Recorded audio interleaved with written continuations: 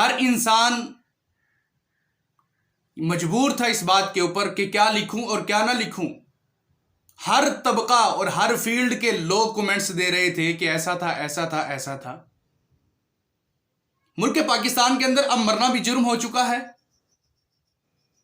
ملک پاکستان کے کسی فرد کو اگر موت آ جائے تو اس کے بعد سوشل میڈیا کے اوپر طوفان بدتمیزی فرض ہو گیا ہے. ہم کسی کو بھی معاف نہیں کرتے. زندگی کے اندر تو جو کچھ ہم کرتے ہیں فیس کرتے ہیں کسی کے ساتھ, کسی کا سامنا کرتے ہیں, لیکن مرنے کے بعد بھی ہم ان کی کردار کشی کرتے ہیں. مرنے کے بعد بھی ہم ان کے عزت کے اوپر کیچڑ اچھالنے کی کوشش کرتے ہیں. افسوس اور دکھ کی بات ہے. قرآن مجید کے اندر اللہ تبارک و تعالیٰ فرماتے ہیں سورۃ البقرہ آیت نمبر 134 کے اندر, تلک امۃ قد خلت لہا ما کسبت ولکم ما کسبتم ولا تسألون عما کانوا یعملون. یہ ایک امت تھی جو تم سے پہلے گزر چکی ہے. جو کچھ انہوں نے کیا تھا وہ ان کے لیے ہے, جو کچھ تم کما رہے ہو وہ تمہارے لیے ہے. اور یاد رکھو جو کچھ وہ کر کے گئے ہیں ان کے متعلق تم سے نہیں پوچھا جائے گا وہ اچھے تھے یا برے تھے, وہ جنتی تھے یا جہنمی تھے. تم سے سوال نہیں کیا جائے گا.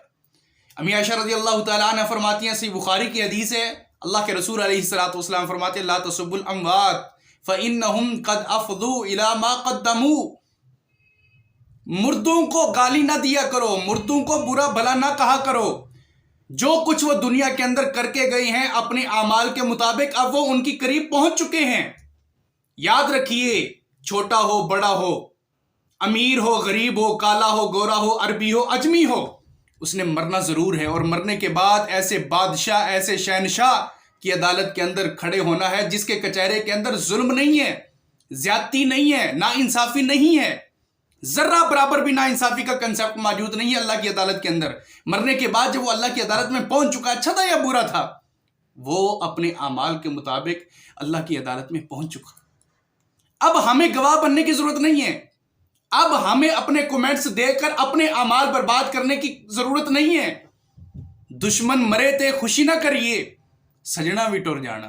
میرے بھائی, ہر کسی کو موت آنی ہے. جو کچھ آج ہم کسی کے لیے کر رہے ہیں, ہمارے مرنے کے بعد بھی کوئی کومنٹس لکھ رہا ہوگا, ہمارے مرنے کے بعد بھی کوئی تحریر کر رہا ہوگا ہمارے لیے بھی.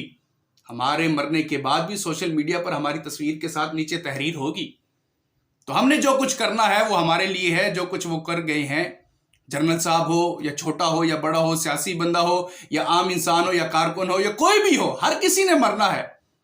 لیکن یہ ایسی باتیں نہیں کرنی چاہیے. شریعت ہمیں خاموش رہنے کا حکم دیتی ہے. بیماری کے اندر وہ بندہ مرا ہے, اس نے ظن ہے, شریعت حکم دیتی ہے کہ شاید اس نے توبہ کر لی ہو.